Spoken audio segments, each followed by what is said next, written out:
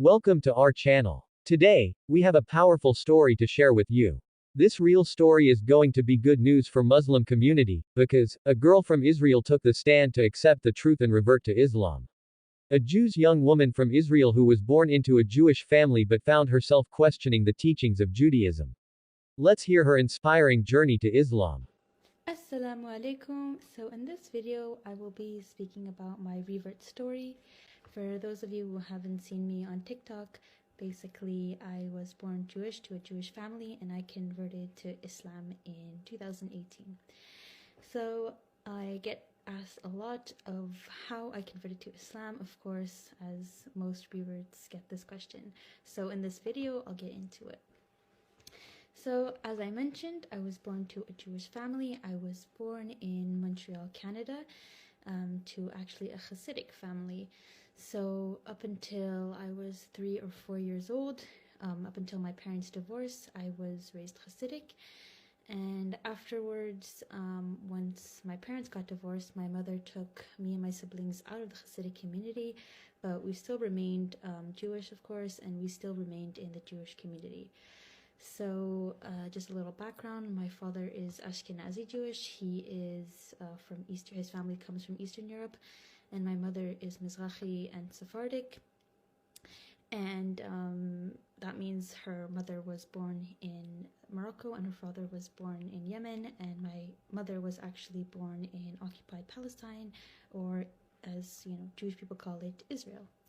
So growing up, I always considered myself Israeli, Jewish, Moroccan, Yemeni, Ashkenazi, all of the above, but definitely was held very close to my Jewish ethnicity, and still today I do consider myself Jewish ethnically, which people sometimes have difficulty understanding, but I still consider myself as an ethnic Jew who is religiously Muslim. So to start, I guess, how it all began, it's definitely a long story. So, sorry. So I went to a Jewish school my whole life, obviously up until the end of high school. So at that point, I was super Jewish, believed in God. I always believed in God, but I believed in Judaism specifically. I believed in the Torah. I believed in the teachings of Judaism, because I had a Jewish education and I held really closely to that. Since I went to Jewish school, I was also actually a staunch Zionist. I was super pro-Israel, and yeah, I held really closely to my religion and to, I guess, what I thought was my nationality, being Israeli. So my whole high school and elementary, I considered myself Jewish, and I practiced Judaism pretty religiously. My family, although they left the Hasidic community, we still remained like modern Orthodox or conservative, so we still dressed modestly, and we kept Shabbat, we kept all the holidays, we kept fully kosher, and I mean, we still do keep fully kosher in my family's home. So yeah, it was only until I graduated high school, once I left, the Jewish community, that I started meeting, non-Jewish people, and it all started basically when people would start asking me questions about Judaism, and I would answer them, and sometimes I'd be met with challenges. They would challenge me, but this. For example, I had a woman asked me about Shabbat, and I explained to her because the Torah says that we must cease work on the seventh day, because God created the world in 6 days, and the seventh day He rested. And she was like, yeah, but how come you can't use your phone? You can't do this, you can't do that. There are a lot of rules.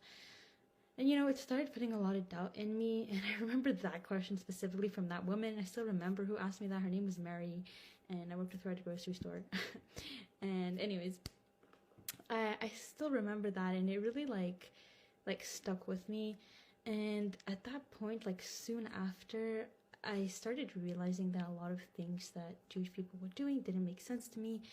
And I was like, so I started distancing myself away from Judaism. For example, I started sneaking my phone on Shabbat, so I wasn't keeping Shabbat fully like my family was. I'd be in my bed under my covers because I shared a room with my sister, and I'd be on my phone. So it kind of started like that. And like I started having like a bit of doubt in my heart about like what I was practicing, and then I like basically started distancing myself from God.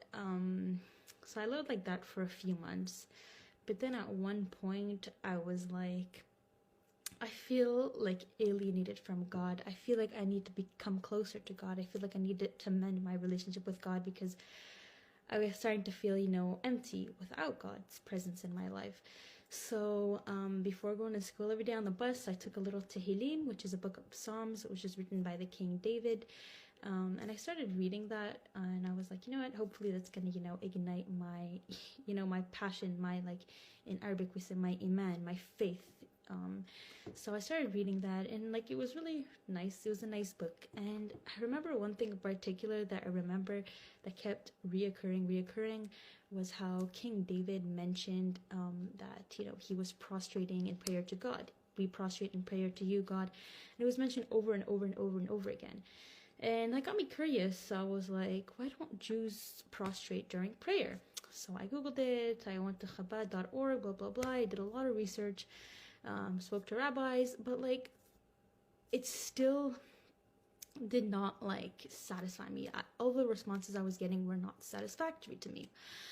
So I was like, this is weird. So as I was doing a lot of research, like I was reading Jews prostrate during prayer, the sect of the Karaite Jews came up. So the Karaite Jews are Jews who follow strictly the Torah, and they don't follow like the Talmud and other rabbinical texts or interpretations.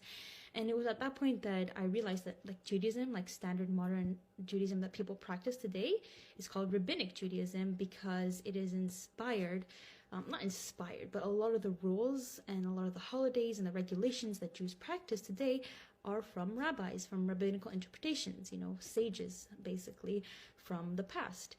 And it was at that point that I was like, that's strange. Like, but it also explained my questions. Like, why do we do this on Passover? Why do we do this on Hanukkah? Why do we do this on Rosh Hashanah?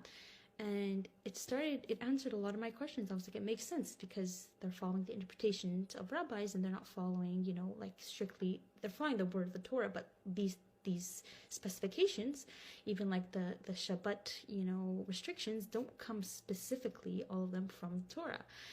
So I was like, you know what, maybe I should look into Karaite Judaism, because it made sense to me. They were following strictly the Torah.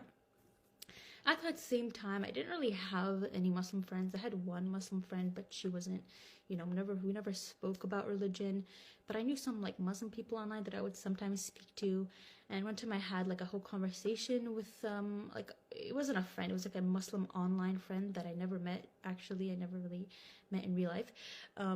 But anyways, we had a discussion, and we were sending each other videos about like, religion. And I saw this one video about like, debates between Muslims and Jews. And I started realizing at that point that Islam and Judaism are so similar. It was also at that point that I realized that Jews and Muslims believe in the same God, and also Christians, but that's not really relevant to this story. But up till now, to this point, I basically thought that, Muslims worshipped a different God. They worshipped Allah, which is a different God. She was born and raised in a Jewish family in Israel. She studied the Torah and followed Jewish traditions, but as she grew older, she started to have questions. Especially about the ritual of Shabbat Yom Kippur. She couldn't understand why they had to atone for sins in such a way. She searched for answers in Judaism, but she couldn't find any satisfying responses. She felt like there was something missing. She started to explore other religions, and that's when she discovered Islam. As she learned more about Islam, she felt a sense of peace and clarity. The Qur'an answered all her questions, and she finally understood the purpose of life. She realized that Judaism didn't make sense to her, and she decided to revert to Islam. Thank you for watching her inspiring story. Don't forget to like, comment, and subscribe for more stories of faith and inspiration.